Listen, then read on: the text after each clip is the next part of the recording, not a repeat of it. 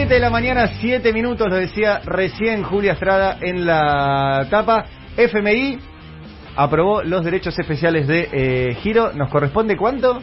4.354 millones de dólares. Un montón.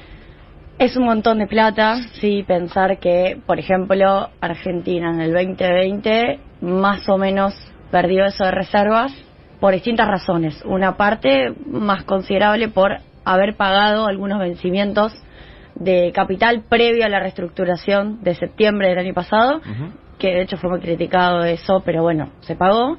Y otra parte por perder dólares. Eso perdió, por ejemplo, todo en un año.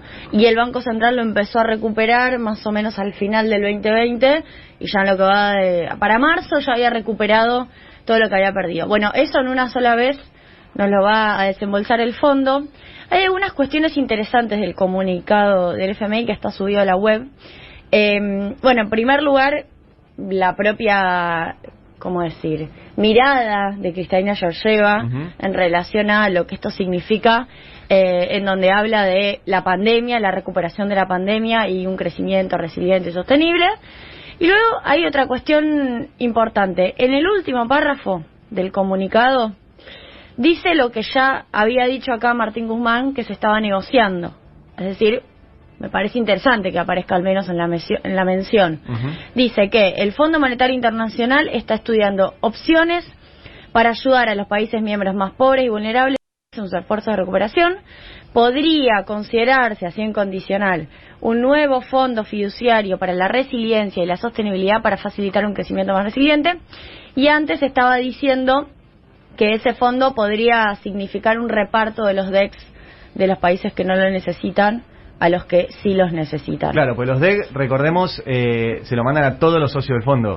A todos los socios del fondo, Estados Unidos, incluido con relación a su cuota. Ajá. Por ejemplo, Estados Unidos tiene cerca del 16%, se le da el 16% de los 650.000 millones. Claro. Casi 100.000 millones. Claro. Segundo, sigue China, con el 8%, se le da el 8% de ese mismo monto. Claro. Y así, de una manera proporcional a la cuota.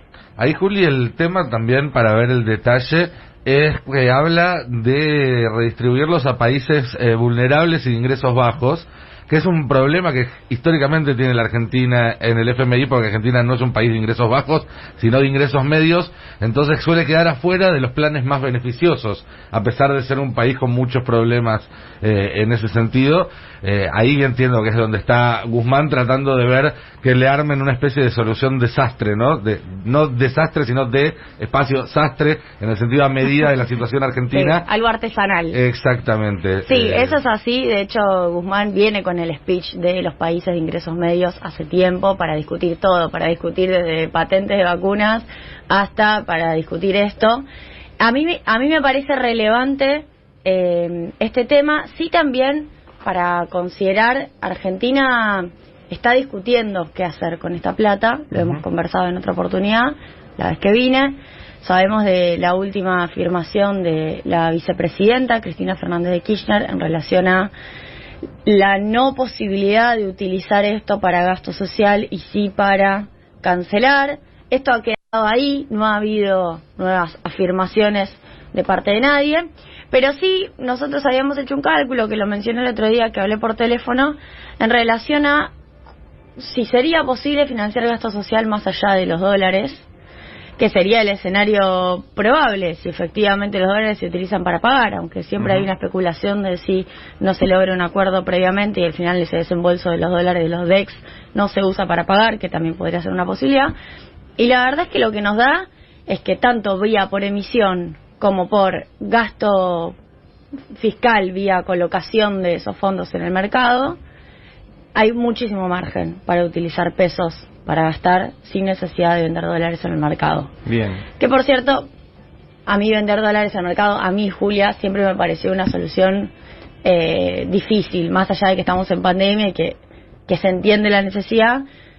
Para mí vender dólares, que es el recurso escaso que tenemos en el mercado para utilizar pesos, en un contexto en el cual podés emitir y podés colocar pesos en el mercado, me pareció claro, que no era la mejor idea. ¿Y qué hacemos con esta plata entonces? Y los guardás. ¿Los guardamos? Yo creo que los dólares son para acumular. Yo creo que hay que amarrocar, de guardar las reservas y que eso te permita, en todo caso, sostener el tipo de cambio. Y si el modelo de desarrollo que nosotros necesitamos es reserva fuerte, pero no para la fuga. Claro. Reserva fuerte para sostener el tipo de cambio. Claro. Y también diría para la estabilidad, porque después nos encanta hablar de estabilidad, pero no tenemos esa plata. Antes que para la deuda, incluso lo digo. O sea, si se puede evitar el pago, si hay alguna mirada creativa para no desembolsarlos, hasta me parecería obviamente mejor no hacerlo. Eso Bien. debería ser mediante un acuerdo con el fondo. Si no, estamos hablando ya de un escenario que está fuera en este momento del mapa, que es un escenario de no pagar. Es que es una paradoja. El Fondo Monetario Internacional, en su propio comunicado con Cristalina Georgieva, que después uno puede decir que doble estándar, ¿no? Porque vos pedís algo, pero después para Argentina no haces excepciones. Pero, digo, en su propio comunicado dice la pandemia, la resiliencia, el crecimiento en el marco de este lío. Y después a nosotros nos dicen, bueno, sí, está bien, los querés usar para pagar. Claro. Es como que, pero dale, no era para otra cosa, tratemos de usarlo para otra cosa. Bien. Bueno, llega entonces ese dinero, veremos qué resuelve el gobierno. Julia Estrada, ¿por dónde seguimos? Vamos con el Ahora 30, que es el lanzamiento que hizo el presidente Alberto Fernández y que podríamos decir que es de lo más fuerte que ha habido en materia de impulso, de potenciación al consumo. Y ayer lo escuchaba, de hecho, a Roberto Navarro decir, quiero darle más manija.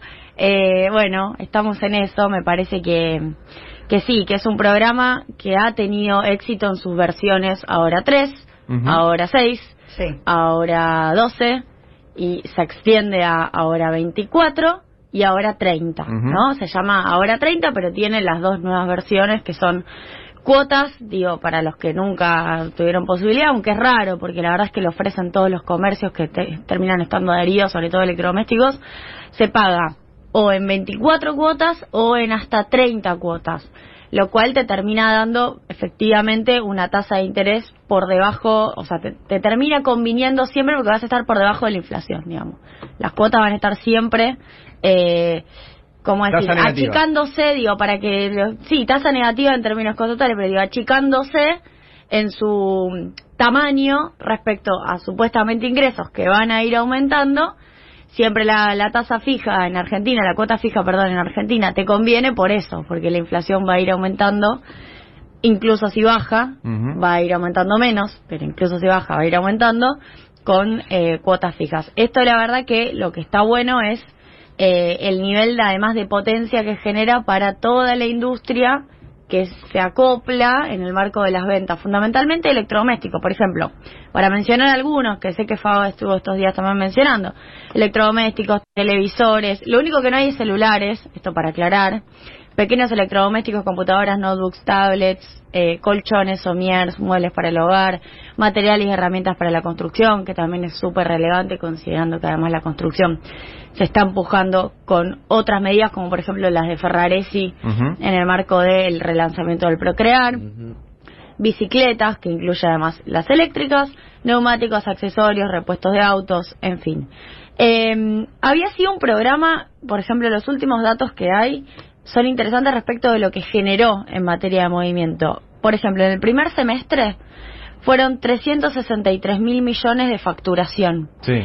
Y comparado con el 2020, que igual había sido un año, el peor momento fue el primer semestre del 2020, igual da 61%, es decir, da muy bien en la comparación. Y 30 millones de operaciones, lo cual te da 5 millones de operaciones mensuales.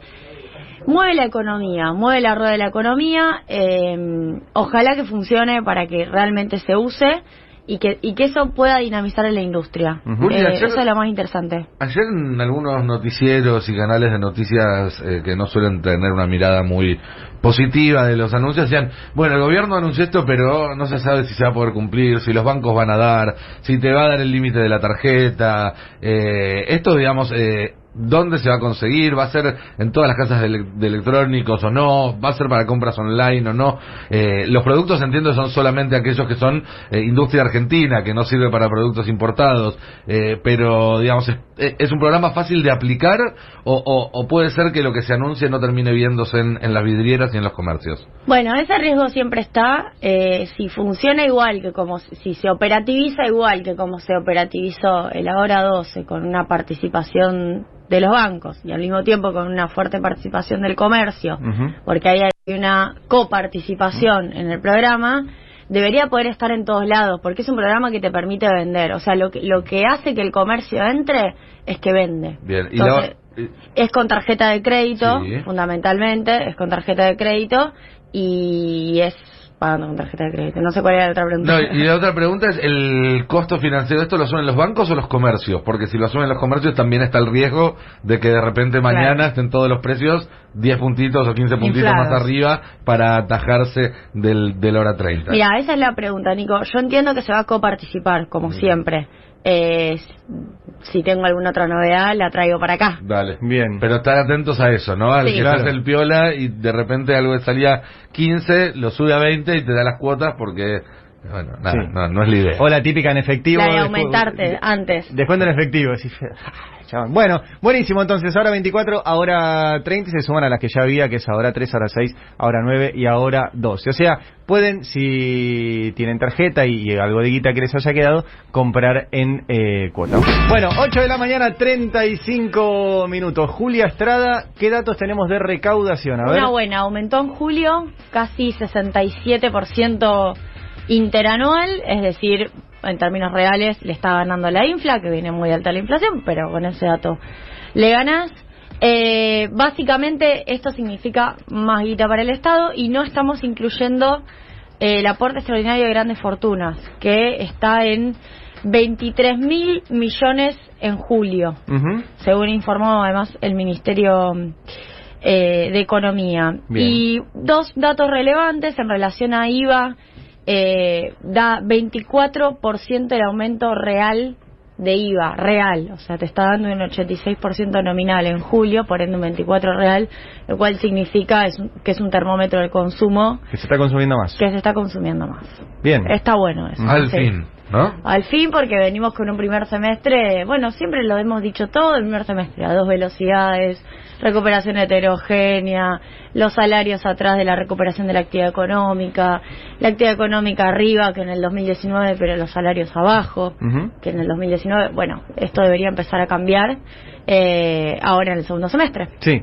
Muy bien. ¿Y tenías dato de liquidación también? Y además la liquidación de la cosecha, escuchen este dato porque es impresionante. 20.000 millones de dólares, más ¿Qué?